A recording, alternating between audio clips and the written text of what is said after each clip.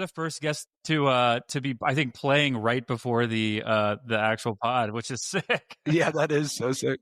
Yeah, the fact that you were practicing before coming on just shows why you're so much better than us. Yeah. Instantly, It's we're all true, like, though. oh, no. Hey, well, good morning. Good morning. Hey, good morning. Thank you guys for having me. Yeah, man, thanks for doing you it. for being here. Yeah, we're pumped. Wait, so let's dive straight into that. I see drums behind you. You were literally practicing right before. Yeah, first of all, thanks for having me, Nate. We've been playing this for a little while. I know. It's really cool to be here. And no, it's okay. It's busy. So I'm the kind of person who likes to, especially having a kid now. I have a 17-month-old. Time is, as we all know, very valuable. So it's it is. if I have 5 minutes, I'm like, oh, I'm sitting in a drum set. I'm going to actually work on that parallel exercise that I've been teaching, but can't play up to speed. And then I realized you guys are probably in another room and I should text Nate, and we found each other. I don't know where I was. That happened to me the other day. I was like, hey, where's everyone? Reed's like, it's the same link. And I was like, no, it's not. I had to find the internet, dude. It betrays us.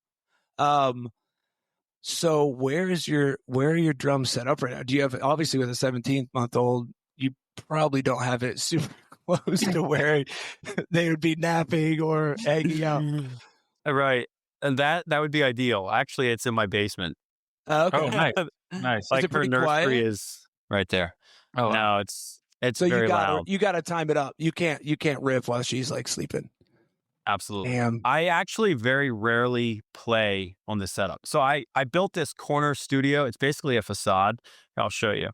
Yeah, hell yeah. This might be helpful to drummers out there who are like, how do I do this and make it look cool? So this is literally just a corner in my basement. This is the rest of my basement. Oh, wow. nice. Walls. Cool. Yeah. I like it. There's Eleanor's playpen over there. Oh, nice. So sick. Just plop her in there, just rip your big old Put on some earphones. Big Bird headphones. Yeah. So I built this during COVID. We were on tour with Killswitch, and the basketball tournament, the NCAA tournament got shut down. Live Nation called us and they were like, "You guys are going home."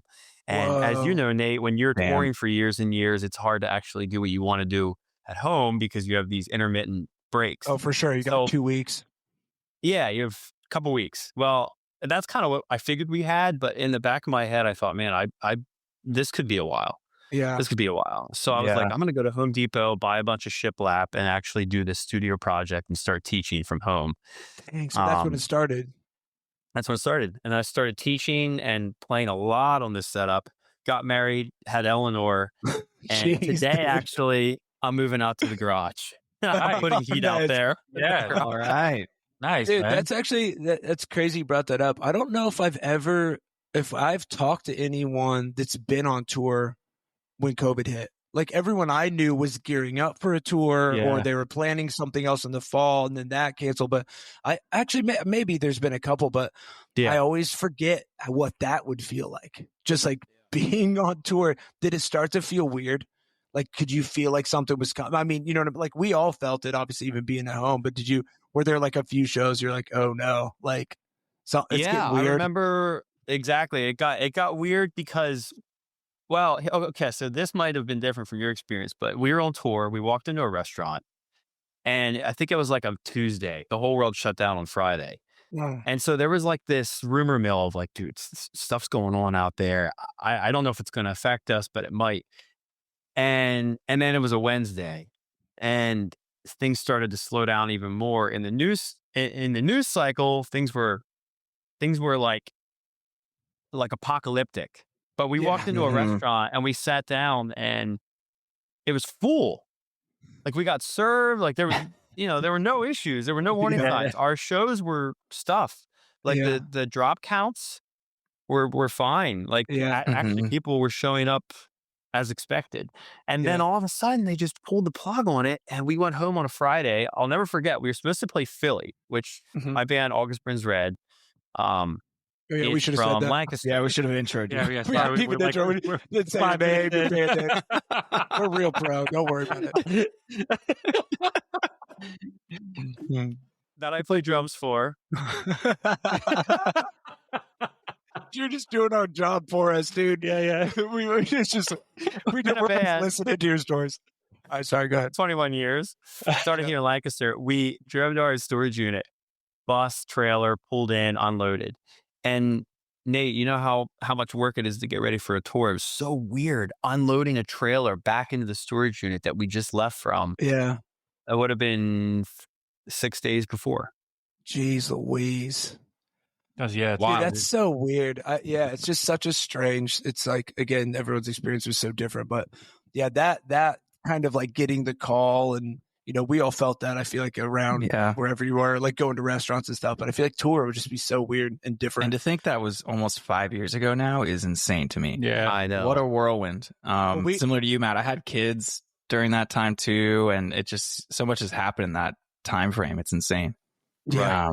So you started teaching lessons during COVID. That was like kind of the start of it. Mm-hmm. That's good on you to start right when that was hitting. Did you perfect timing. Did you teach before COVID or no? Was that like a? Yeah, I did, but not in the capacity I started in 2020. So I started a drumming website, and I went subscription based, which I had always wanted to do. So $10 a month, you can watch August Burns Red breakdown videos. 100% speed, 88% speed, 75% speed. So that's thing you've always wanted to learn whitewashed, but that's too fast. Too fast for me.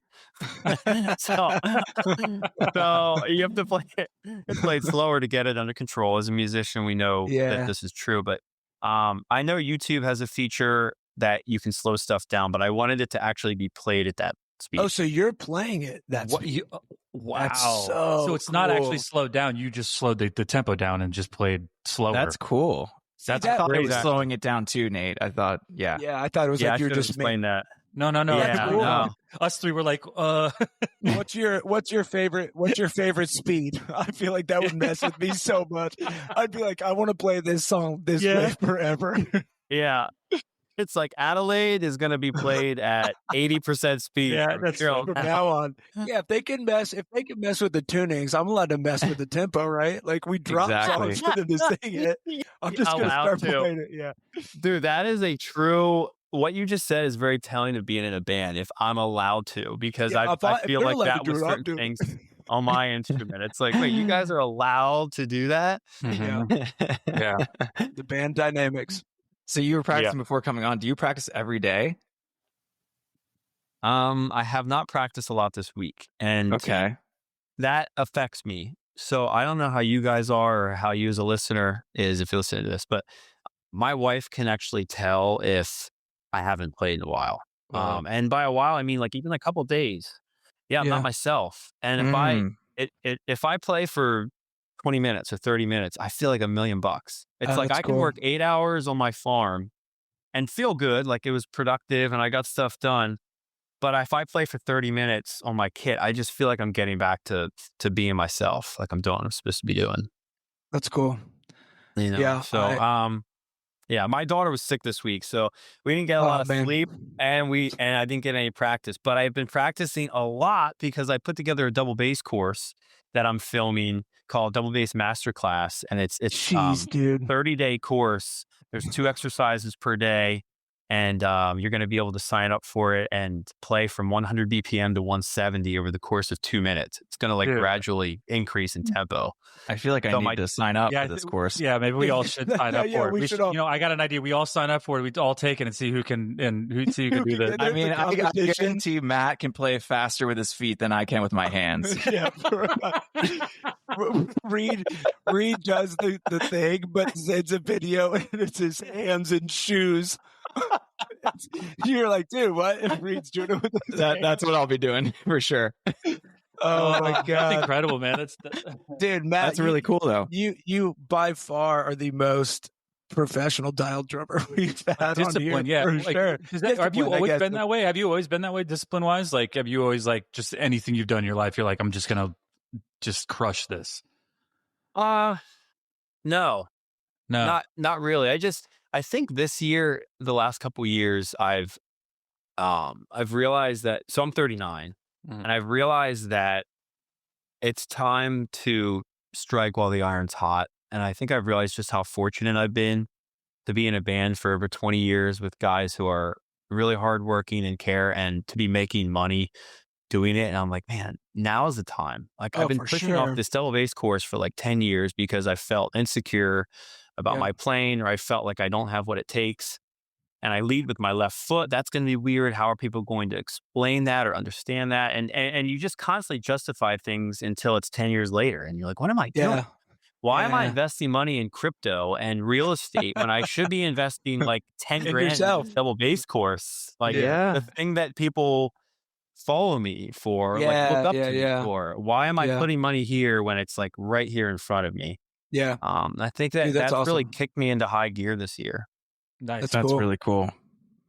Yeah, dude. I feel like I think, you know, you're the first that we've had on that's like in your genre as well, which I think is really special and cool. Oh, cool. Because it's just because we talk about this so much on this podcast. It's just like with drums specifically, there's so many different things, you know, so many different styles and approaches and attitudes towards. So I mean, that's why I think we think this is so much fun, because you talk to different people that are like, it's completely, you know, it's like I play drums, you play drums, we all play drums, but in my brain, I'm like, I don't play the same instrument as you at all. That's true. What makes it, you know what I mean? Like my approach. So I think it's cool that we get together and talk about it, because there is a common ground, but it's like, could it be, you're talking about like all this stuff. And I'm like, damn, I haven't played drums in like 2 months. Like I'm just like, I know it's been a long time for me. We love drums, and it's like, you know what I mean? Like, so I want to hear, from your perspective, because this is really interesting to me. Like for me, if I don't play in a week, let's say 2 weeks. If I don't play in 2 weeks, I feel like there's something I should be doing. That I haven't done. Do you guys feel like that? You know, regardless of the fact if it's like justified or not, or if it's not drums, is there something that you guys feel like? Yeah, that's a good question. Damn, you're for me, it's working out. If I don't work out a few times a week, I have a bad back anyway. I'll feel it in my back. My mood will be off. Drums, I wish I was more up to date and practicing, you know, actively, but I have an E-kit now. I recommend that with kids. It's been great. I got that about a year ago. That's awesome. What kind did you get? It's one of the Rollins. Nice. It's not awesome. The highest tier. It's like one level down. I can look up the actual model, but I love it. Yeah. That's cool. So that makes complete sense. Working out. That's I talk to my students about this, and it's like, what is that thing for you? You know, and I was like 17 or 18. I just remember thinking everybody has a thing. Which I can't think of a better word to describe it. Like 20 years later as a thing, but like the thing in air quotes for me has always been drumming. And I feel like it's a gift that God's given me.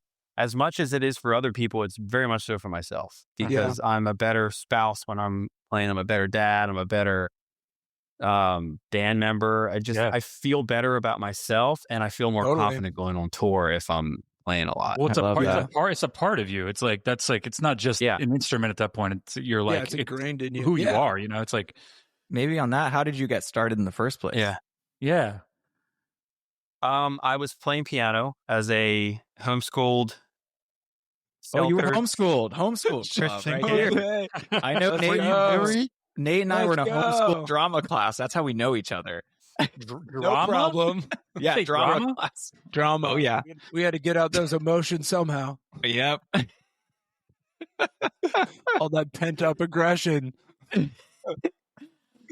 Wait. So piano, which actually it kind of goes hand in hand with drumming, right? I mean, I guess in a sense, but sorry, unintended. Yeah. Good. Wow. Sorry, I was on the way home from piano lessons. I was like 14 or so. I was sitting in the passenger seat of my mom's like old school wood paneled station wagon. Thank you. Yeah. You know exactly. I had I was homeschooled. Classic, maybe. We were turning on our main road. I was like 5 minutes from home, and I remember on the dashboard of the car just going, pinky ring, middle pointer, thumb, pointer, middle ring, pinky. It's really hard to do that. I'm trying to do this so that you can hear it as someone who's listening to the podcast. But I was counting 1, 2, 3, 4, 5, and then the next hand 1, 2, 3, 4, 5, 1, 2, 3, 4, 5, 1, 2, 3, 4, 5, 1, 2, 3, 4, 5, 1, 2. I'm like, and I just remember thinking, why is it not starting and ending on the same digit every time? Like I've 5 fingers. 1, 2, 3, 4. I'm counting to 5. Yeah. But it's literally, it's moving a digit every time I cycle. Oh. I'll never forget that. And I just looked over at my mom. I'm like, I want to play drums. Whoa. Like, I like the rhythm, aspect of music That's more the than I part like of it the you liked melody. it. Yeah. That's crazy. That's You crazy. recognize that though in that moment. You just turn around like, I need to play drums. Yeah. So did you go get lessons? What did you do in the beginning? I did not take lessons in the beginning. I just set up a drum set I bought from a friend who was in a Metallica cover band. I bought it for $850. It was like a What was pretty it? expensive. Export? it was a Pro Export. Yes. Yes. Yes. Our dream kit. Huge toms. Yeah. Power toms. Yeah. Banked them, chrome finish, single Dude, me pedal. too. Same kit. I had the same Really? kit. Yeah. They must have sold so many of them. Definitely. Well, yeah. And they made a lot of money That- in the 90s. And then my favorite band at the time was Zayo, and their drummer was Jesse Hell Smith, yeah. And I found out he was telling his kid. And I'm like, dude, I need to buy that kit. So I talked to my parents. I think I was 15. Well, first of all, step back a little bit. So my mom was like, yes, you can play drums. Yeah. But she's like, your dad is going to be the hard sell because let's see, you've been into skateboarding, BMX, motocross, BMX, skateboarding. It's another thing. Yeah.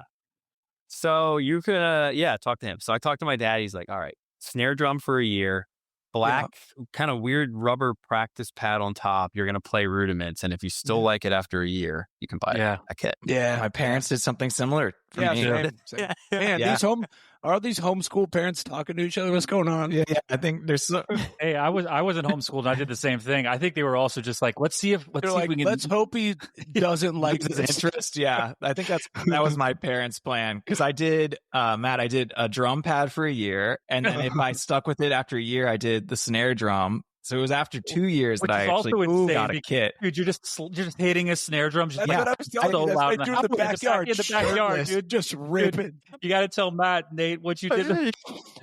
That's dude. Yeah, 2 years. No, mine wasn't as long. My buddy had like a bunch of his granddad's like old. He had like Slingerland and stuff like out of the attic. And I was like, yo, can I borrow this snare drum? And I was telling them, I think it was like the third podcast we did, but that's it started me. My parents are like, you can't play it in the house. The garage is still too close. So I took it in the backyard, got shirtless, and then just absolutely was just ripping on a snare drum. Just my neighbors were probably like, the hell is going on back there? I'm just, Did your parents ever take video of that? I feel like they had to have. That was like VHS days, Reed. I know, but pulling out the big hole. Let me. Yeah, just like, I love. Hey, I filmed all my BMX jumps on that. Oh, damn. And I literally converted 19 home video tapes to try to find it, and I never found it. no way. I never found the BMX bummer. tape, but I went through the painstaking task of 19 VHS conversions. Wow. I need to. I Did feel you have like drum videos? Would Yeah, you film yourself drumming? No. No drum No. videos. It was literally Wow. like Christmas, Thanksgiving, Passover, Easter, and like BMX. snowmobiling on my farm. Oh, that's so rad. God, that rule. Did you get to a point when you were doing all like the crazy BMX stuff that you were like, I'm going to stop doing this because I don't want to hurt myself? Like, was that also ever in your mind? Like, because you hurt yourself. You You don't can't break it, drum. you can't play drums or like. Oh yeah, true. No, I didn't. Just kept No, going. I never even thought about that. Yeah, I'm still BMXing. I never Are thought you about really? it till now. Oh, No. now we're gonna jinx him. He's all nervous. His next jump, and he's like, "No, Oh God. it's fine, dude. I can fill in. I could play Yeah. all your stuff for sure. No Yeah, problem. 50% less the speed. Yeah, Yeah, whatever as you. long- As long as we could drop it by 50%. No, I play in like a pickup league for soccer, and we Dang, stopped. dude. We stopped like 2 years ago because, well, Someone got it hurt? fell apart. It Yeah. just fell apart, honestly. But Did you I'm kinda ever glad hurt, it did did. you ever hurt yourself or no? Did you like? Yeah, Yeah. mildly, Little stuff. mildly. But it was enough it- to bother you. I kept saying it it's dangerous and I give up the ball and I'm not going to fight you for it. But there's only so much you control. It's like riding a motorcycle. Like, you can be the best defensive driver in the world, but there's always some idiot people. can clip you. For Yeah. sure. All right, I'm gonna tell the story of when we first met, Matt. Yeah, dude. Because I always think it's so funny, and I'll never forget it. And you probably don't even remember. Maybe I don't know what this story is. Yeah, you're only try to recite it first before Nate and see if you have. I'm trying to. Well, okay. So before you say this, I just want to think about Amber Lynn. The first time I really, really looked up to you, dude. This is part of this story. Yeah. It's so funny to me because okay. So is that part of it? Okay. Yeah. There you go. Well. Okay. So we were playing Cornerstone, Florida. It must have been 2005, maybe 2004. I think it was like 6 or 7. Okay. I gotta look it up because this is when I'm the worst. I'm worst at this. I'm like, it's either 2004 or 2015. I don't know. But no, so and we weren't even a band in 2004. It must have been like early because y'all had just signed to. It was Solid State, right, or Tooth and Nail? Yeah, Solid State. Because I think it was like really early with August Burns Red, and we were at Cornerstone, Florida, and you like came up to me like, "Hey, dude, like I just wanted to say hi, meet you, like I'm a fan of whatever," and I was like, "Dude, hell yeah, it means so much," and you introduced me like, "Yo, my band's playing later. If you want to come watch it." And I was like, sick. Dude, I'd love to. So I literally was like, yo, I'm going to go watch because I was pumped. You're like, we just signed to Tooth and Nail and like all this stuff. And you're like, yeah, man. I think you said like, yo, inspiration drumming. And I went and watched you. And I was like, what is happening? I was like, how does this dude even remotely like my drumming? Or how was I ever a point of like inspiration? Because I'm watching you play and I was just, dude, and what's funny is I was with like I think I was with some of the Under Oath dudes and we all just like went over to watch and all of us were just like, what's happening? Like, but I always thought it was cool, man. I think that's what makes drums again so cool is because it's like, even if you're not close to someone's style at all, like, and we always talk about this.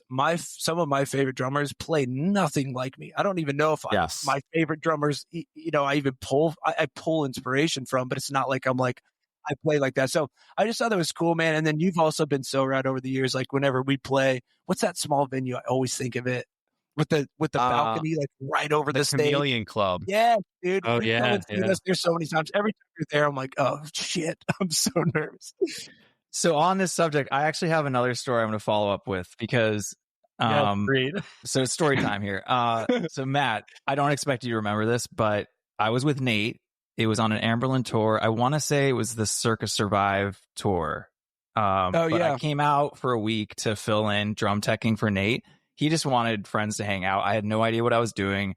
Yeah. As far as a drum tech is concerned, a real drum tech. I just hired my friends.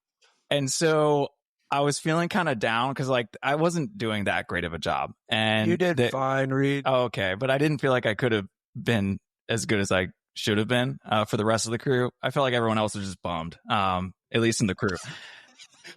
Because I keep hiring my friends that don't know how to drum tech. The crew's like, why are you doing this? I'm like, hang out. But we were at the Chameleon Club in Lancaster and there was auxiliary percussion. So there were a couple songs I would play with Nate. For I think it was like during Dark Is the Way. Is that the name of the album? Yeah, that's all Pray Tells, like heavy drums. Yeah, so we did that and the show was done. And Matt, you came up to me when I was packing up everything and your smile like lit up the room. You were so gracious and you were saying that I crushed it up there or something along the lines of that. I had never met you. And we had a nice conversation. I didn't know who you drummed for at the time. And then I think you and I talked with Nate and that was it. But I just always remember like it just lifted my mood because I was kind of down in that week. It's awesome. And you were just very kind. Yeah. So nice. This is a very positive episode. Awesome. I love this. Yeah. I remember that was 13, 14 years ago. So I think I actually remember that because the Chameleon Club backstage is so small. You load back out like into that little corridor and then there's the alley, which by the way, Chameleon Club is no longer.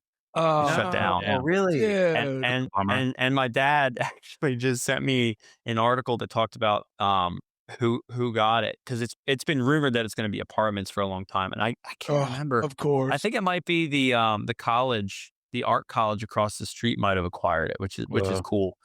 But anyway, yeah, I have a lot of great memories in there. And I remember that because I didn't go to shows a lot when I was home because, I mean, you guys know what it's like You when don't you're really touring. want to go to work. Don't really want to go to shows. But I've always loved Anne Boleyn, and my sister Joanna, who's so I have 7 siblings. My sister Joanna, the oldest one, dude, me too. who loves music too. I'm like, yeah, I got 7. Oh wait, 6. Yeah. Well, we could talk about the big family thing for sure. I'm doing the piano thing like mad to figure out how many siblings I have. Well, I think I probably brought Joanna or wanted to. Yeah. Okay. I thought so. That was you came with your like sister back here. So that's cool because I didn't really do that a lot. So all that to say, I remember that because it wasn't. It's not like you were doing it like every weekend. Yeah. Do you guys feel like I don't know what they call this. It's got to be a psychological thing. But when you're talking to someone like we're talking, and then they get up, say like Nate gets up and leaves and goes like he like leaves this room, quote unquote, and he goes on TV and we're watching him, on TV. In my mind, I'm like, wow, I can't believe I was just talking to him. That's like the stage effect. Like I can't believe I was just talking to him and now he's on stage doing that. That effect really works on me. So like when someone's playing, I'm like, what? I cannot believe I'm friends with them. And then they're talking to you and it's like, oh yeah. Yeah. It is that so is funny because I think that's a real thing because you can when you meet someone before you see them, like when I met you and I was like, dude, heck yeah, it means a lot, like very cool. And then I'm watching you play and it's just an instant. And then again, it never, like I said, never changed our relationship. And anytime I saw you, it was like the same thing. But you're right. Yeah. When you see someone up in that spot, you're just like, oh my God. So. Yeah, and you have no idea. Like I didn't know Reed was going through it. And tours, dude, tours a tough place. I mean, every single tour I have stuff I'm up against, which is one of the biggest reasons I'm really proud of this double bass course because double bass is super hard. Very. And it's a big stressor on tour, honestly. Like my front of house guy knows what parts I struggle with. The band knows what part I struggle with. They're all hearing it crystal clear in their ears, and I'm thinking about it. My palms are sweaty before I get up on stage. Totally. I mean, it's like it's a lot to take on. Yeah. But when you're watching someone do their thing, you have no idea. In your mind, you're thinking, they are a bona fide professional. They don't deal with any issues, and listen to how awesome they sound. But internally, they're going through it. So totally, that's really cool to know that happened backstage because, as far as I'm concerned, dude, you're playing like you graduated from Berkeley. You used to play for It's so Dream Theater. So on that note, though, when you're on stage, I guess this is a good because I have a question with the stage thing. I think we've talked about it too, where you're on stage and you're in your own head, you're struggling with say a part or whatever. It may not like the person watching may not even hear the thing that you're struggling with. You know what I'm saying? It's like it's such a micro level of like, how do you personally like get past that mental break or mental obstacle? Like, is there a thing that you do? Like say like you're saying you're like a double bass part that you're struggling with. Cause there's times when I'm on stage and I'm playing and like I was telling these guys on my last tour we did, there was like a week of the simplest like kick drum part, and I just couldn't play it. And like I was like, what's going on? Yeah, I got in my head. Yep. I finally got past it. I don't know how I did that, but stop thinking. Stop thinking probably. But do you how it works? Yeah, do you like have like a any sort of process or anything like that with that kind of stuff? Or? That is a fantastic question, and I'm actually stoked to have an answer that's not a BS answer. It's like actually something I use on tour. I had to figure something out because I was in my own head every night. This is as recently as like last year. Wow. And so what I ended up doing was, this is 2 years ago. What I ended up doing was I'd go for a walk before I played, which just helped me clear my mind because I was outside of the building. So that was like step one. But what I did was I realized I have to redefine what a good show is. Because if I'm up there trying to play a good show, then what is a good show? And I realized a good show for me was playing perfectly. It's completely unattainable. 0 minutes. Yeah. Okay. So, once we have that out of the way, it's like, all right, what is the metric for, what's the criteria for a good show? It can't be that it's a perfect show. like perfectly played on my part. I'm not talking about the other guys. Yeah. So I was like, okay, what is it then? It's okay. Number one, it's going to be get better at drums. Yeah. That would be awesome. If I get better at drums, even the smallest slice tonight while I'm playing. If when I'm playing, I look down and I see my left foot and I realize, wait a second, that's awesome. I can just pivot. I can hold my leg and rotate my ankle. That's really good to know. That's actually helpful. Mm-hmm. So number one, I get better at drums. Two, don't get cocky. Yeah. Stay humble.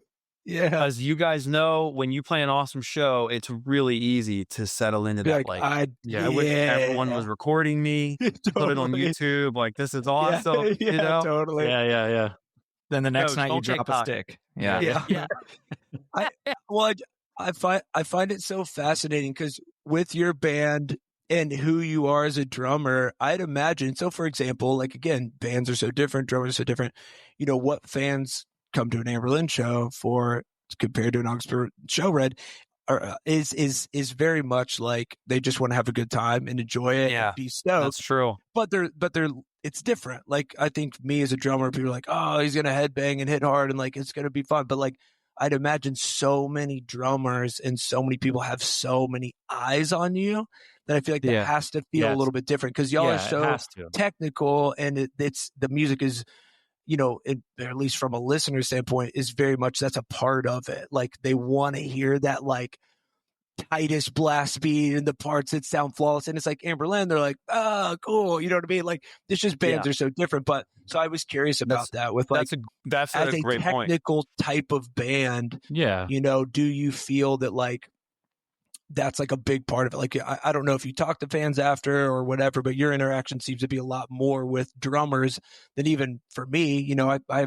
we're fans of the band and me as a drummer, but I feel like it's different when you're like, I don't know, you know what I mean? Just really dialed into the drum side. So it's just a completely different thing. But it's one of those things though, Nate, where it's probably like this for you too. You can correct me if I'm wrong, but in my head, I think if a person before the show, maybe not even a drummer, says you're the best drummer in the world, your double bass is incredible, it makes me super nervous. 100%. If they say that after the show, it makes me feel like $1 million. 100%. Yeah. Because before the show, they haven't seen me play yet. Yeah. Like, you don't know that. You don't realize that in this part in Paramount, I keep messing up.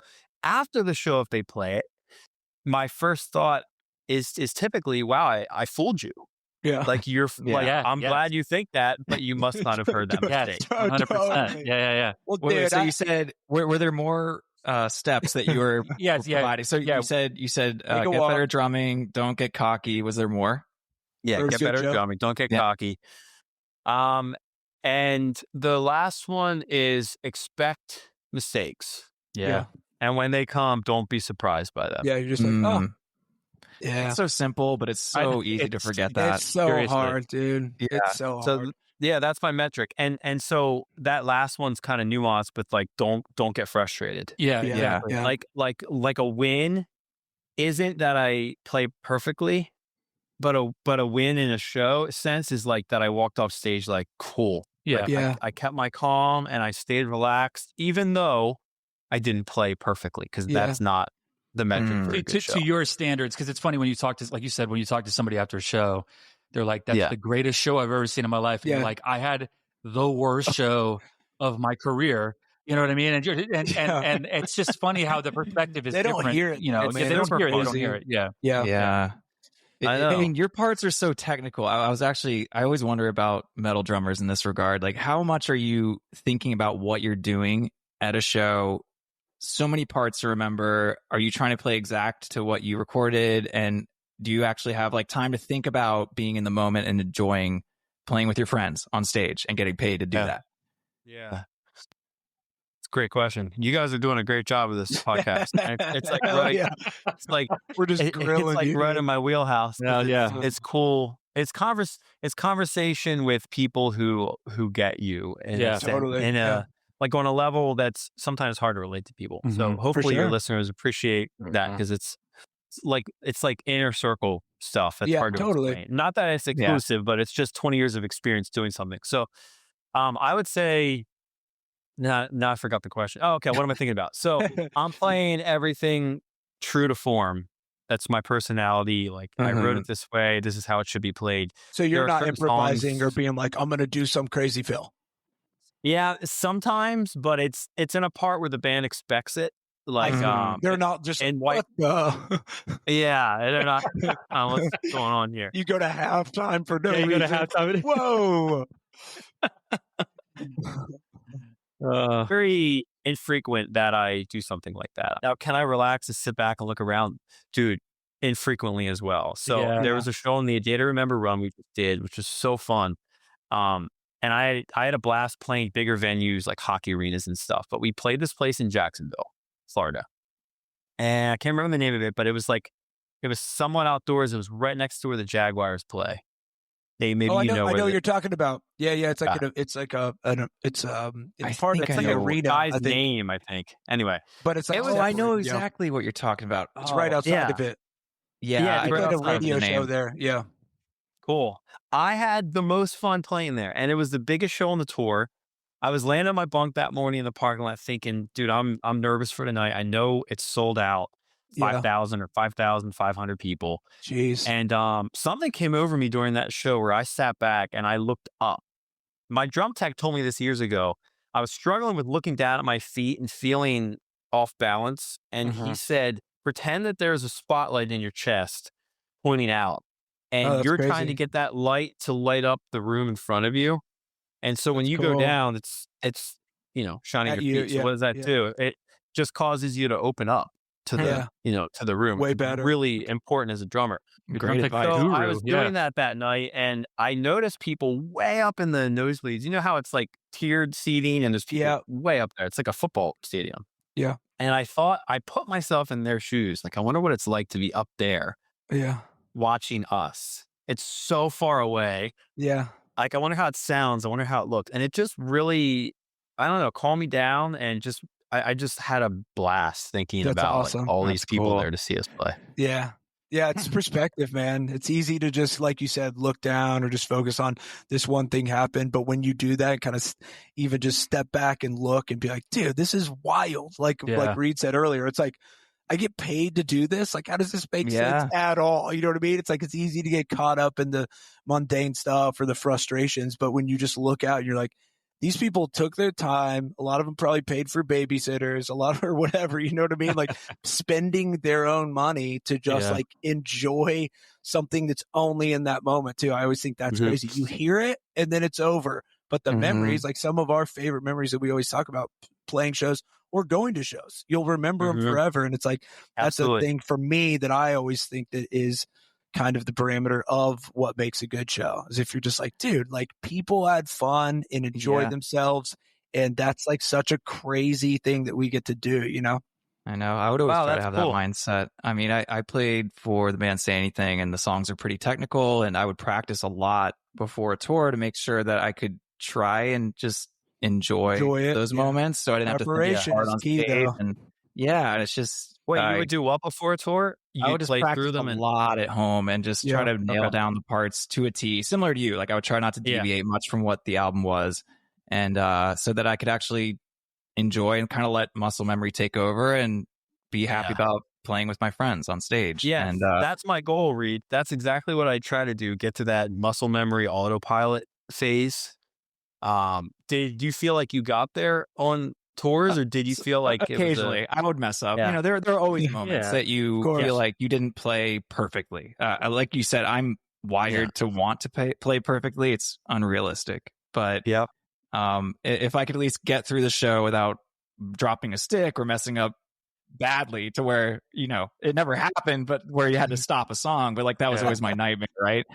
And everyone's nightmare. Yeah, exactly. But no, it was good, and I knew I wasn't going to tour forever. At some point I was going to stop, and I stopped in 2017, but I always just tried to be in those moments the best I could. Obviously you're going to have mental hangups along the way, but that was always my goal every night. Yeah, that's really good.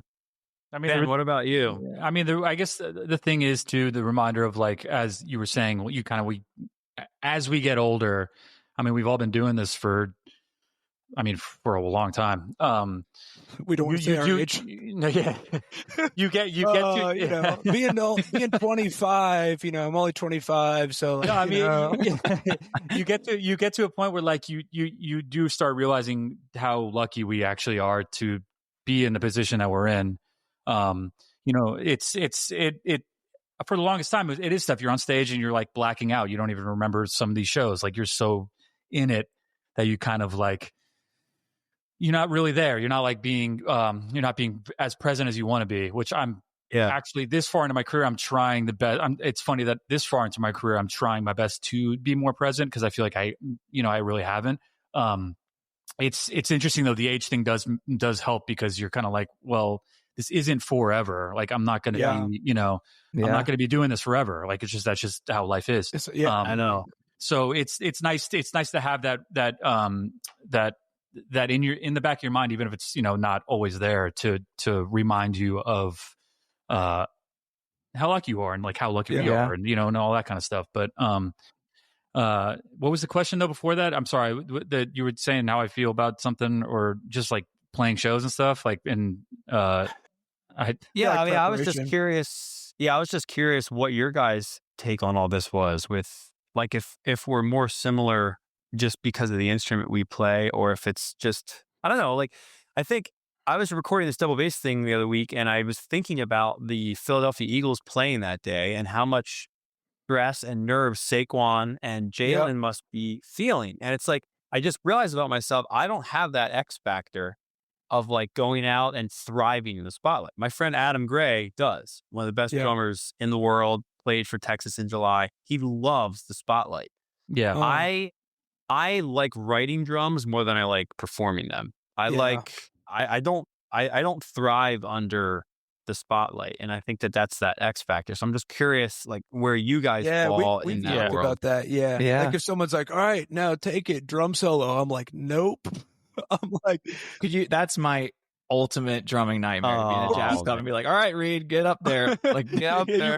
You know, it's funny, like sweating. You know, like, when there's a drum kit around and somebody in like say a family member who has no idea. Yeah, they're like, why don't you play? And you're like, dude, this is like, that's the last thing I want to do right now, even though it's like what I always pinch me and wake me up. Yeah. I mean, I would say that, I mean, I think we're all, I think no matter what, even the style of whatever, I think we all do have that same thing. I think when it comes down to the core of what we do, it all stems from the same thing. I think we can, I mean, I bought a double bass pedal when I was 16. I played it for like a year and I was like, I'm horrible at this. So I'm not going to do this, you know? So like I think there are factors in what we do, but I think at the end of the day, I think really at the core, like, and that's why we can have these conversations. And I think our instrument is pretty unique compared to, you know, bass players, guitar players. I think there is a connection within the drum community and drummers that those instruments don't really have. Yeah. I don't know. Maybe I'm being ignorant special about that, but they're the worst. Yeah. I think it's interesting because like you have, like you said, you just did a double bass course that's going to like probably teach so many kids that like really do want to learn, which is so cool, man. Which is so sick, man. It's so sick that you can do that. I personally can't do that, and I think that's.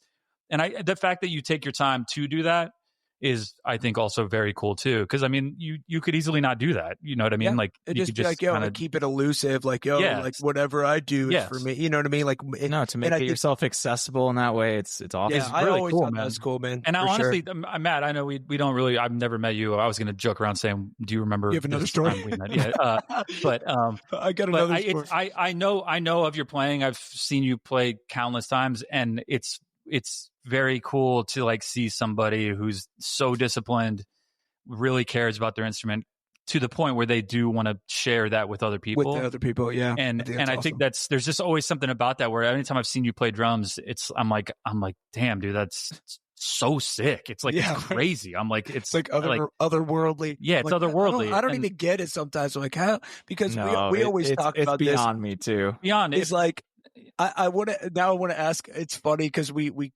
don't do like super drummy questions, but now that you're on, I want to like talk about. But you said something earlier, so there's a couple things. You said something earlier, and you like said it in passing. You said your left foot is stronger. My left foot leads double bass. Yeah, it leads. Oh, I play a pattern. Yeah, I was like, but that is a good catch. Okay, so are you ambidextrous? Are you like? I'm not. No, I'm not. My wires are just crossed. Interesting. Up here. So when I first got a double bass pedal, I couldn't play the double in a punk beat, like do gap da ba ba. Oh yeah. So I tried with right one left. foot. Oh, I see. With one foot. I'm sorry. Yeah. Yeah. So I was like, oh, I have a double pedal. I'm going to use both feet. So I was like, right snare, right left snare. Yeah. And I'm like, that feels terrible. Let me try it again. Right. No, sloppy. What about like left right snare? So right snare, left right snare. I'm like, that feels really natural to me. My right hand connects with my left foot. What would I do? That's so interesting. I'm just gonna put my feet I'm up. thinking about it too. Like One we're foot. I would do one foot. Yeah. Well, because why are you putting your feet up? Because I'm trying to figure out what my feet do. I do 1 foot. You're right. I was in like a fast old school punk band. You did 1 foot. I've been watching you play. Nate, by the way, I want to tell a story about you, but before I do that, Ben, thank you for saying that. Thank you guys all for that. I just want to set the stage for everyone listening so that you know what I'm thinking as I'm hearing all of that. Yeah. I wrote the double bass course with a couple things in mind, but I've told my wife, Annie, if I lose money on this, which I don't think I will, I think it'll do fine. But if I do, it's not a loss because I've gotten better at double bass. Yeah, and that's sick. I think one of the reasons I wrote it is because I knew internally I needed I call it a pressure cooker. So I needed something in the future that would push me to practice so I don't look like I either look like an idiot when the timeline hits, or I do a good job. And because I have like 10 grand into the project, and because I have a team of people who I don't want to disappoint, who are driving 4 hours to get here to shoot video, and because I've booked this time and because I put in the practice, like I want this to be really good. So I actually tally. My wife was like, you should tally how much time you practice in January double bass. Yeah. And it was something like 80 or 90 hours. And I said to Annie, I bet I practiced 5 if I didn't have this course. Yeah. So my advice, if you take nothing away, it's a win. Yeah. It's a win. Yeah. So if you take nothing away from this episode, you're listening to this, you don't know who I am, or maybe you do, and you're listening to this whole thing. My takeaway for you is this. If you want to get better at drumming or at anything, and you're like me or similar to me, build a pressure cooker for yourself where in the future you have something that you need to work towards, because my double bass got better, and guys, it's the best feeling in the world because it was my own double bass course that caused me to get better. I don't know how your double bass could get any better than it already is. But I'm like, what do you mean? That's cool. All right, I'm gonna tell my wife that to get better at drums, I'm gonna use 10 grand and then spend 80 hours on a bunch of stuff. And then we just post it for free. That's really funny, that's man. great. That's great, man. That's awesome. Yeah. Yeah, it's awesome. What's give us the quick, if you don't mind, like fast, because I'm just curious, because we all know our setups because they're so similar. Yeah, like, one up, one down. So what is your like current setup? Like, even if you want to like list like sponsors that you play, because I was curious because I know you were with Zildjian and stuff, and I've seen you post about, all the different sponsors. But yeah, like what do you play? What's your setup? Like, do you add a lot? Do you do like per tour? You're like, I'm going to add this cymbal, or I'm going to take this away, or like, what size, how many drums are you playing, that kind of stuff? Yeah, that's a good question. So funny story about this. I've always played a 5-piece. So that's kind of unique in metal, right? 1 floor. Yeah, it is. I feel like it is. Is it? I feel like there's always more. Drums. Yeah. Oh, maybe more not. toms. Maybe that's my lack of knowledge. No, I agree with you. Unless you're like Justin Foley from Killswitch, and then you have one up and one down. The sickest drummer. I love that guy. So sick. That is cool. So I was trying to build my setup. I had this idea of a shelf system. So like crashes up top, effect cymbals in the middle, and ride and hat on the bottom, just based on the ergonomics of playing. And I was so pissed off because I could not get my stands where I wanted them to be. This is like 2006. I just bought all this new hardware. I had a deal with Pearl, I think, or maybe I didn't have a deal. I got a new kit, and I was out there for like 4 or 5 hours in the barn, and I was like, I'm ready to quit drums. And we've all been there. Frustrated, I'm so done. I was so frustrated, Nate. So I go into the house. My dad's sitting there on the couch, and I said, I'm done. I quit. I quit playing drums. And my dad goes, son, winners never quit and quitters never win. get back out there. Hell yeah. It's so classic dad, dude. I went back out and it was like 30 minutes later and I had the setup that I still use today with very That's few cool. changes made. So it's So you it's all stuck to the Zildjian same stuff. vibe for a long time. Yeah, exactly. That's cool. Yeah. I do A custom crashes. I do very Nice. similar size crashes. So I do 18 and 19, just so there's a little difference. Okay. I use 14-inch A custom hats, 9-inch Oriental Trash Splash. I use the Oriental Trash China 12 and 14, and then a K custom ride 20-inch, really pingy ride. I have 2 bells. The one is a blast bell, which is in the marketplace now. I built it in 2010 with Yeah, I Zildjian. saw that. It's yours. Cool. It is It's like yours, your right? symbol, Yeah, right? it's like your actual symbol. Yeah. That's so sick. It is my sick. So rad. God, that's And Hell I yeah. play a bigger version of that. That's a 9-inch on my left side. How big is it? Or is- Oh, it's 9 inches. That's crazy. 9-inch, yeah. Yeah. The blast bell itself is 7 though, like the Okay. one that's in the marketplace. How And then is that on top of your ride or on top of a symbol? I was actually just going to show that. So it sits on top of a felt. The felt separate. Oh, there's not a felt here. Dropping the ball. So this is the blast bell. Whoa. That's It so sits cool. upside down on the felt, which is on top of the ride. What about yours? What did you? Because I know that Zildjian's had like Zell bells in like the that. past and stuff like that. What did you change about yours that was different from the other ones? That's like that made it yours. Yeah. So I went to this guy's house named Joe Walmer, who no one's ever heard of, but he lived 20 minutes from here, and I go there on Sundays, and he would play death metal with his band. And this guy really influenced me early on to work hard and be, I don't know how to say it, but just treat the space you're playing in like almost like it's sacred ground. Like his drum set always looked professional. It was always tuned well. I don't know. And I just took a lot from that because he cared, I guess is what I'm saying. He really cared. And so he played effect symbols like bells and chinas, and that's where I got the whole idea from. But I didn't know what kind of bell to play because all I knew was like the Zill bell, which rings forever, and is just a little bit thicker and higher pitched than what I wanted. So I found the LP ice bell, which is similar to the blast bell, and I really liked the tone. Drove up to Massachusetts to the Zildjian factory, and I sat down and talked to a guy named Paul Francis, and he's like, "What are you looking for?" And what I didn't know how to explain at the time was I was looking for like the K of bells if the Zill bell was the A. That's cool. So the Zill bell is really pure and bright and bright. Yeah, exactly. Like the A line, and the blast bell is dark and has this dissonance to it, like a K would. Yeah, it's a darker. That's cool. That's awesome, dude. That's so cool. That's what crazy. got you into being a metal drummer? I know you talked about Amberlin being an influence or Nate's drumming, but how did you actually get to a point where you got a double kick pedal and you wanted to go down that path as a metal drummer? Yeah, that's a good question. Zaya. I think Zaya was a band I liked. Extol was a band that pulled me in. So good. Extol was a solid state band. But I think more than anything, take the cool sound of it and I love the breakdowns, the heavy patterns. I think it was just the challenge. Yeah. Seeing someone play this kind of music, I was like, that looks really hard.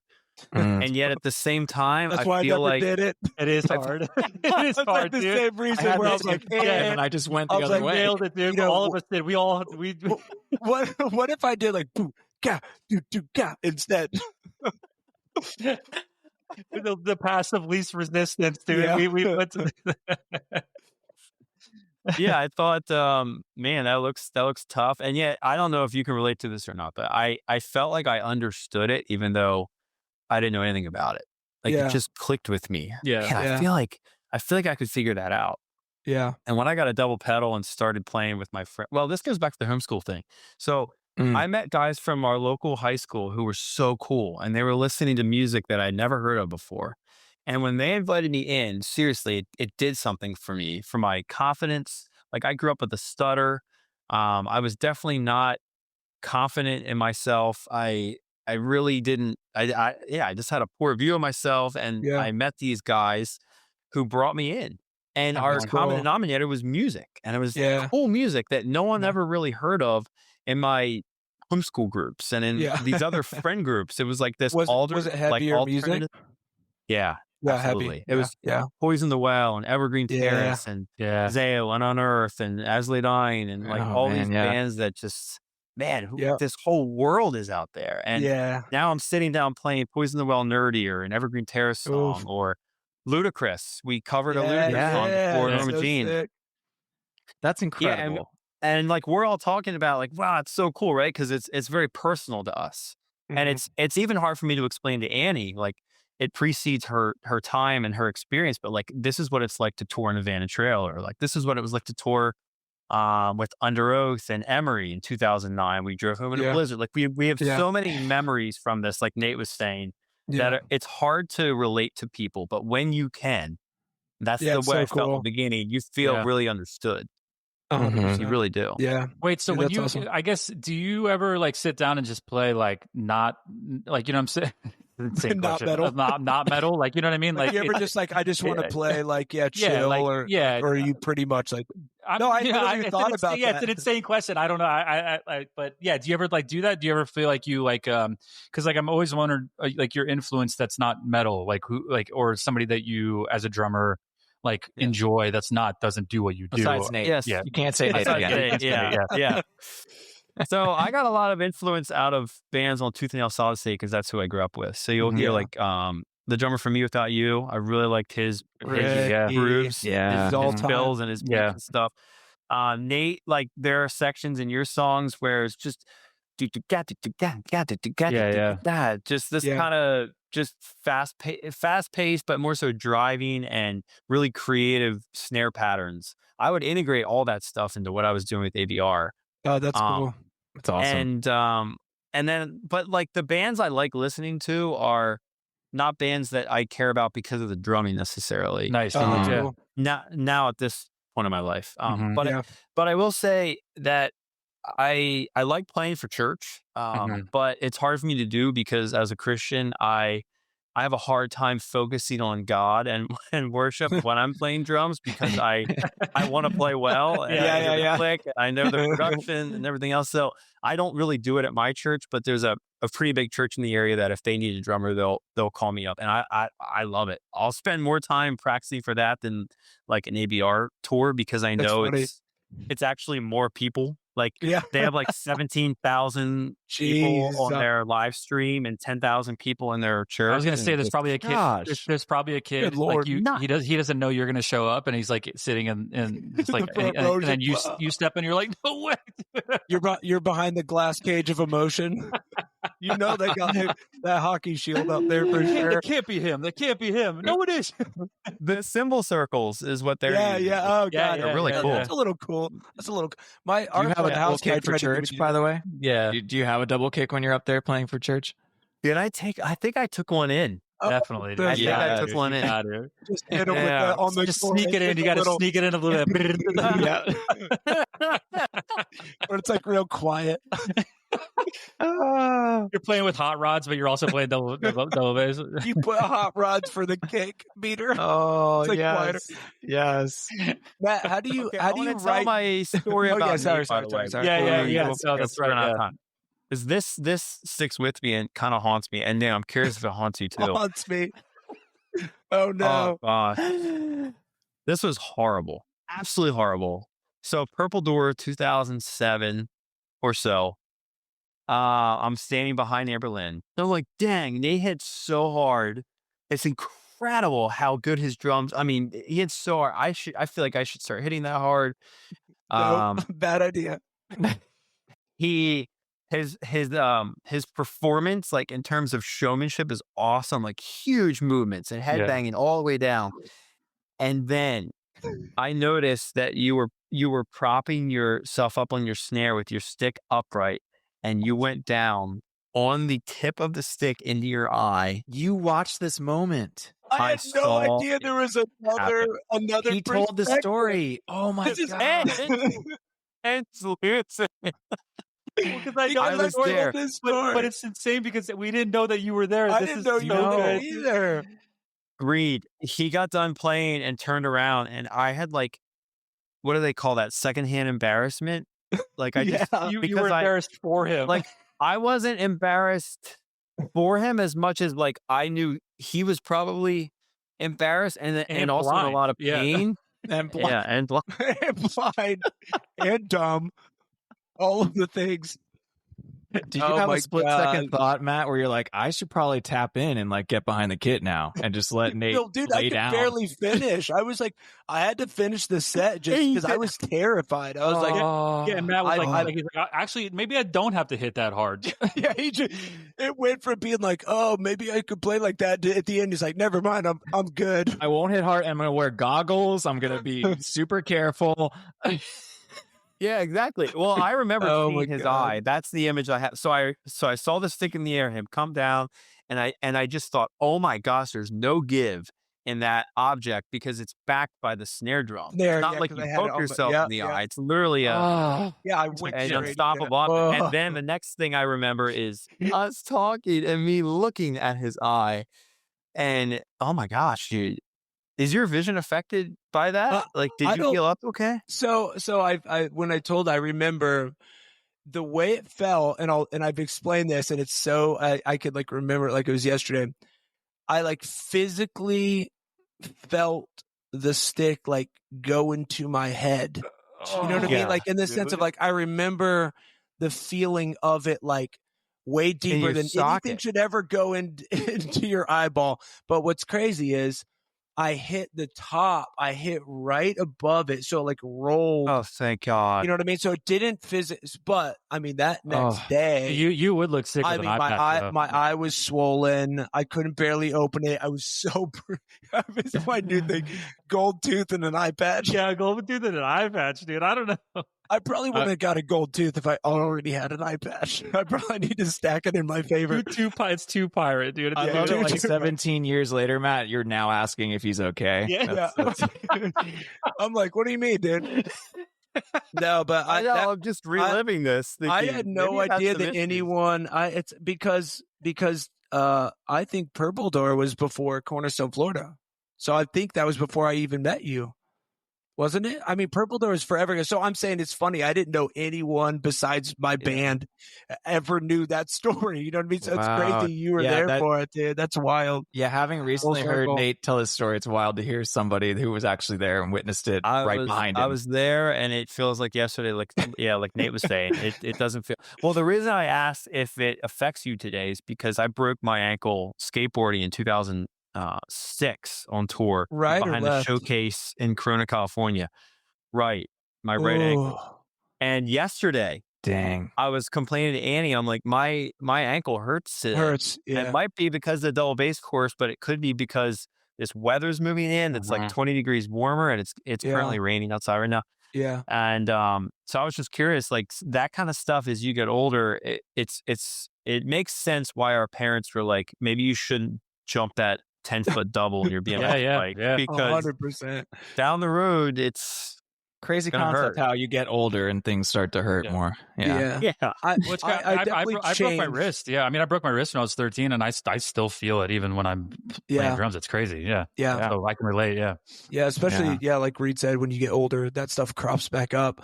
I mean, I change. I definitely sense that I, with a quickness, switched how I do things a little bit. Like, because I used to put my hand on my snare and headbang, and that's why it was up. But I think that was the last time I did that. I was like, all right, I'm good. Boom. Dude, I know, Oh dude. my Oh. gosh. I mean, I will say, Nate, you like it's your dude. I've seen you play sometimes too, and I'm just like, damn, dude. I'm like, because I mean, I kind of go. You hit hard. I hit hard, Definitely hit hard. but you do have like this like swagger to your thing that's just Yeah, you do. you know what I mean? Like, I Hey, know, I was thanks, curious. It's like, Hey, Yeah. That means a lot. But No, you but- are a great performer. Yeah. That brings up a point that I would just want to talk about because I never really talked about it. Which is I think you bring your of course you bring your personality to the kit, but just think about that. You bring your personality to the kit. So I am a very farmer, get things done, mechanical kind of person. I play drums like that. Yeah. Nate obviously is cooler than all of us put together. And when he sits, okay, it's true. It's true. It is seriously, true. and when It you is sit true. down to play, somehow I can't explain it, but somehow that comes out. You talk about that's someone cool. like Aaron Spears, the happiest, most Yeah. kind and relaxed person. Well, what does he look like when he play? Yeah, How same does he vibe. play? It's Yeah, same that's vibe. cool. So I try to tell my students, like, you're practicing drums before you get there. Yeah. Yeah. Like all throughout the day, if you're wound up and stressed out and tight and pissed off, then How maybe you that's gonna good play. for That's a some really good point. some drumming, but like it's gonna carry over into your playing. Well, Yeah. you have Dude, to that's keep your good. personality because I mean, like, it's you can be. I mean, the other thing is we always talk about influence too, and just like really like taking on somebody else's persona, I guess, behind the kit.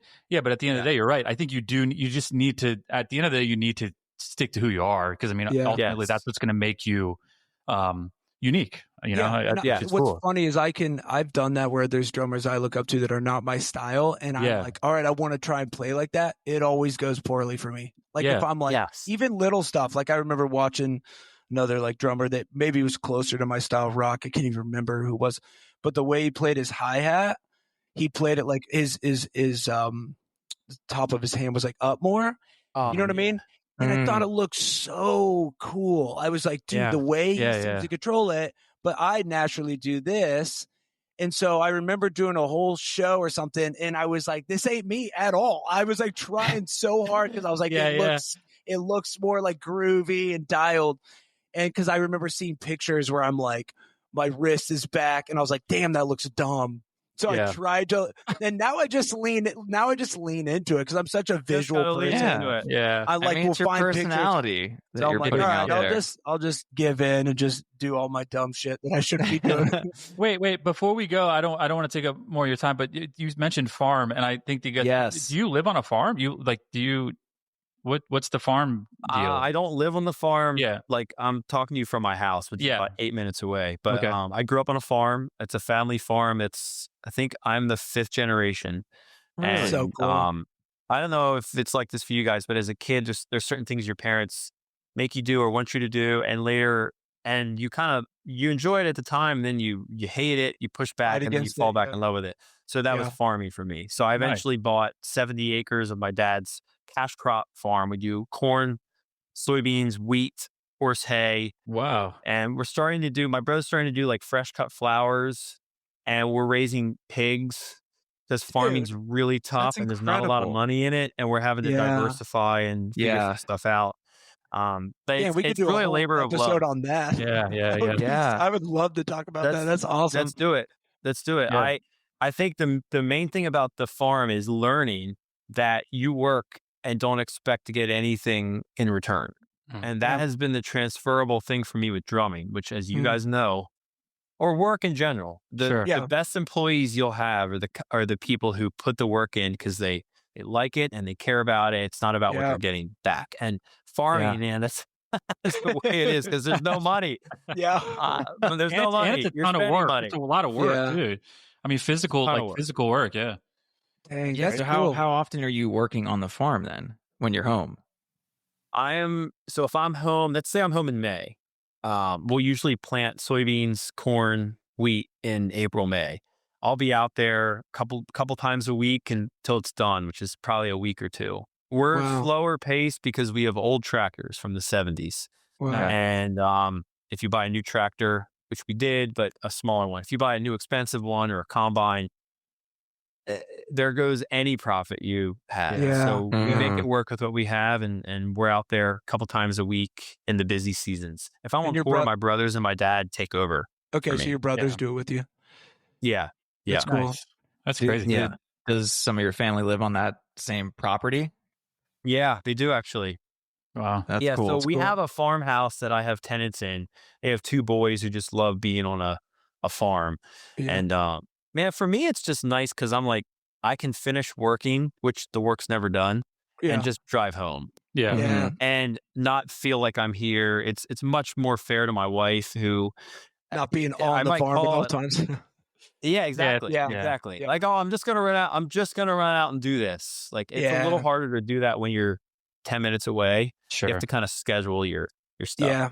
Well, it's also nice to have. It's nice to have that something outside of. I mean, just drum, because you do so much drumming world stuff, playing in a band. Like, it's kind of nice to have that to kind of be take outside you and do something out of that mindset for a little bit to bring you back. Man, and refresh.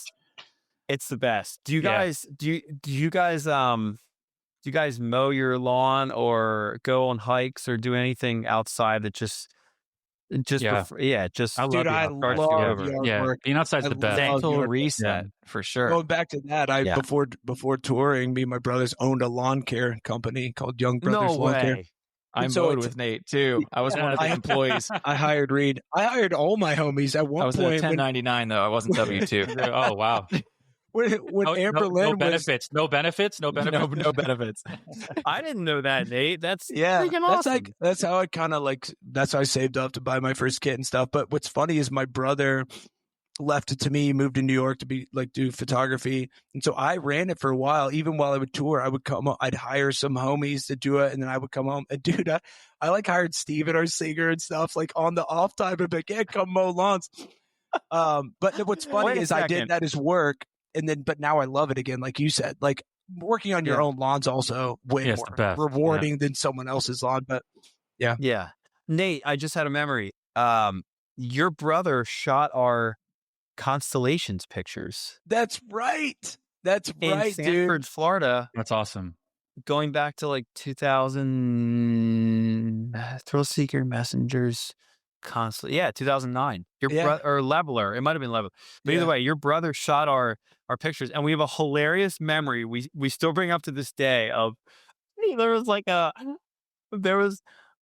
wooden wheel just for some reason in the woods in Sanford, Florida, and your brother's like, Jake, how about you pick that up and hold it and maybe just turn back and we'll take the oh, that's so sick. So sometimes we're doing VIP meet and greet and we'll do the picture portion and just I don't know, something will spark the memory. Wait, I'm gonna get my brother to send me all of these, and I'm gonna send that picture and use it as the cover. That would be sick. That was the shit back then. When you take band promos, you'd be like, "Let's hit the woods." Yeah, everyone looked at a different direction. Everyone sit down. You're like, "Why are we out here again?" It was the one member's just looking. Everyone's just looking up, get in this field. Yeah. Oh man. Actually, I have one more question before we wrap, if you don't mind, Matt. We try to ask Reed symbol. Oh yeah, there's that. Will you sign Reed's symbol? He has a symbol he wants you to sign. That's not the question. So we try to ask most guests this, but what's your in-ear mix? Oh, good question. Okay, so I put click at the very top level. So click is a 9.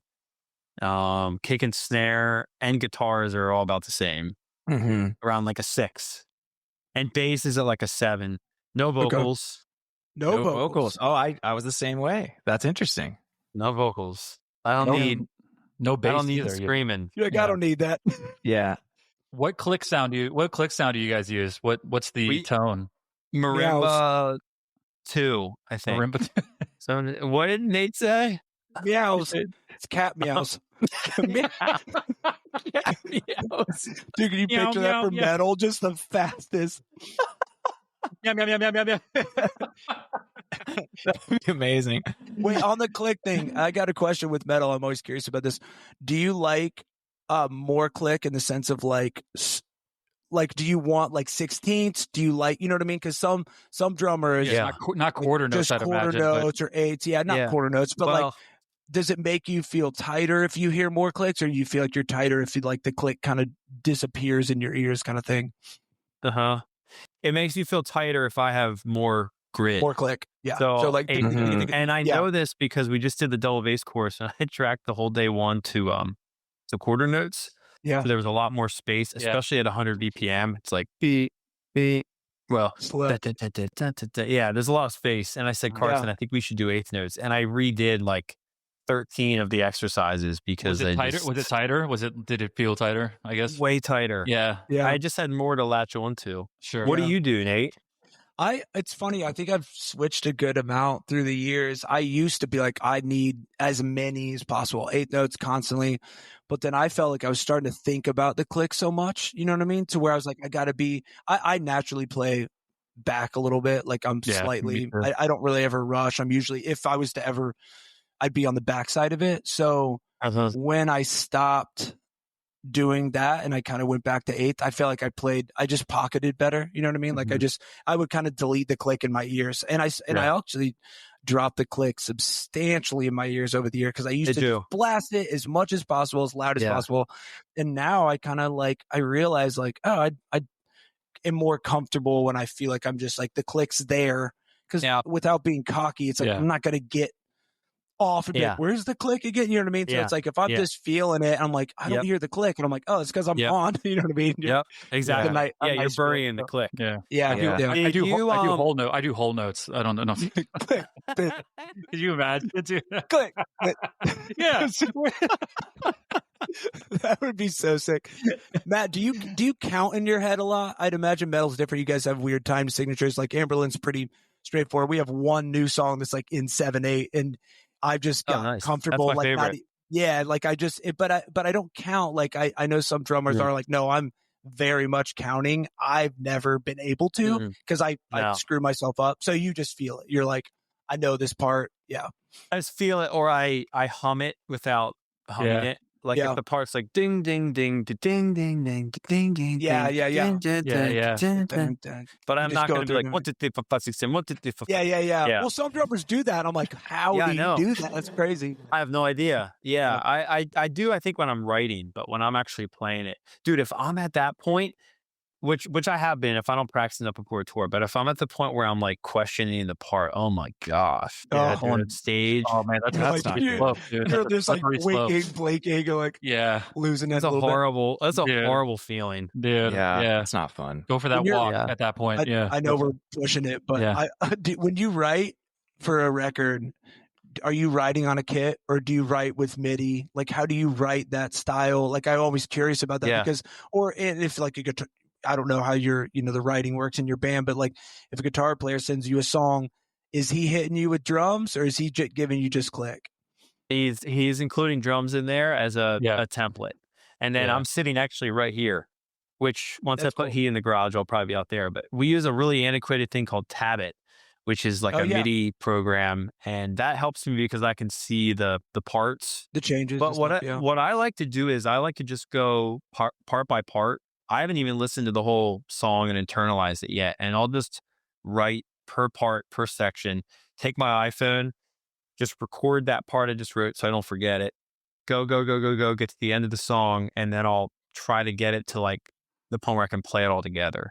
That's cool. And I'll go through like 2, 3, 4, 5 different beats for something. The first one is whatever they recommended usually. Do they try to stump you? Do they ever try to like send you like the most insane shit ever, and you're just like, and you're like, like good luck, dude. Sometimes it feels like it. Yeah. Oh, like the double bass is phasing at one point. It's just so fast that it just sounds like like a fly. Yeah. No, it's challenging, but man, when I get in the groove of it, so I have this process I use, Nate. Of course, I do. Called creation, memorization, application. So I create the part, and then I memorize the part, and then I apply it like as many different ways as I need to apply it until I find the one I like. So maybe the pattern, let's go back like Amberland. Maybe it's like, maybe that's the pattern that you created on just kick and snare, and then you're going to memorize it. So do you really have it memorized? Can you play it fast, slow, hard velocity, soft velocity, and can you talk while you're playing it? That's like the metric of really understanding something. That's so and sick. then you can apply it. So maybe you want to do quarter notes on your right hand. Yeah, that sounds dumb. What about eighth notes? What about 16 notes? What about 32nd notes? And you can just figure out what's the best way to play this after figuring out what the sticking is and memorizing it. Just dial. You are dial, that's teacher. so, You're just you like, are so dial, dude. But dude, I'm like this whole time. I'm like, we're all like, we all Venmo you for our lesson that we just had. I have to pay you something for dude, this is insane. I feel like I learned. I want to. You made me like I haven't practiced in like a little bit, so now I'm like maybe I should probably get back in there, dude. It's like I literally was just thinking too. We were talking about it on another podcast. It takes a lot. There's a lot of good drummers, but to be a teacher, it takes something else. And even just the way you explain that, I'm like, dude, you are a teacher. I think that's really cool. You are.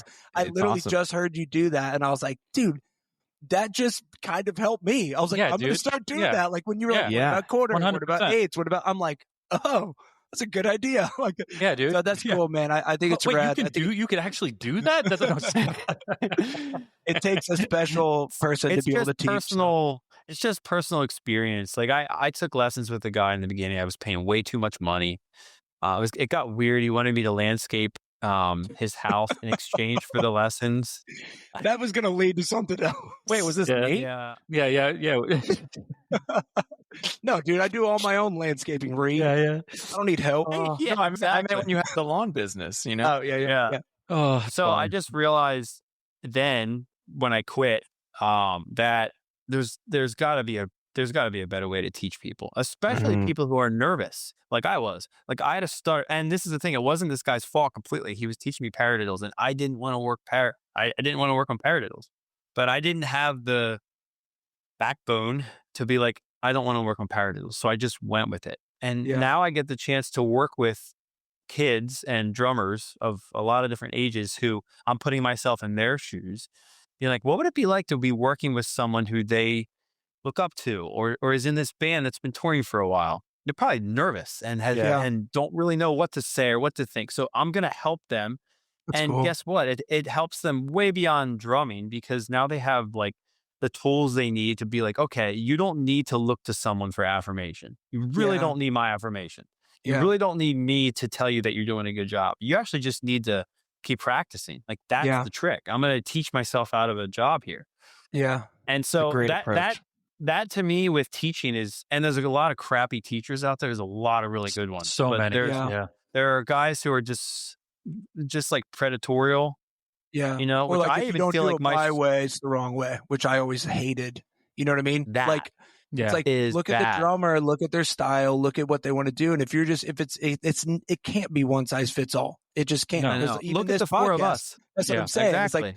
It's like, if I had a drummer teach me and was like, this is how you have to do it, and kind of stifled, you know, like looking and be like, dude, you can't do it like this. But it's like, I felt the freedom and that there are boundaries, but there's no rules. Like you can do your own thing and find your own thing. If there's a teacher like you that's allowing them to find that, I think that's really special and cool. Yeah. Can you imagine if like someone told you, Nate, that you have to play like me, or that I have to play like it'd be so frustrating. I'd probably like, quit drums. I'd be like, no, you would just be. Because I can't play like you. Like I can't. Yeah. Like as much as you say I can't play your parts, I can't play yours either. Yeah. It's not bad. It's just different. That different. Whole thing. It's not even bad. Yeah. Different. Yeah. Different. Yeah. Wait, before we sign off, so double kick course. Yes. Where can we find it? Yeah. When is all that? Is it live? We want to definitely share a link in the show notes. To our follower. Yeah, we have one follower. He's going to love it. They're going to love it. I appreciate that. I'm still shooting it. So I have one day, February 20th. When does this when does the episode drop? Like a week? Probably a couple weeks. Yeah, a couple weeks. Okay, cool. I'd say a couple weeks. It might be close to then. If you want to wait till then, we could wait. But no, you put it out and eventually it'll be out. I actually had the idea sitting here playing one day that I should reach out to a distribution company. Like think of like the DVDs we grew up watching, like Thomas Lang. And I should reach out to one of those guys and see if they're interested. You should. Yeah. Dude, that would be awesome. And so I did. And I'm in talks with them. Like they're interested. Hell yeah. And I have another call today to see if we can get some more. Because my audience is here, but like maybe there's people that want to learn double bass that don't know who I am, and they're way out here on the perimeter. So hey, we're gonna get you 2 extra people. Yeah. So hey guys, thank you. Thank you for having me on here. We all speak a similar language, and it's been very fun to be on here with you guys. It's been a pleasure. So Truly learned some things today, so thank you. Yeah. Oh, yeah, dude. Yeah. Me too. Here, let me I'll stop it here.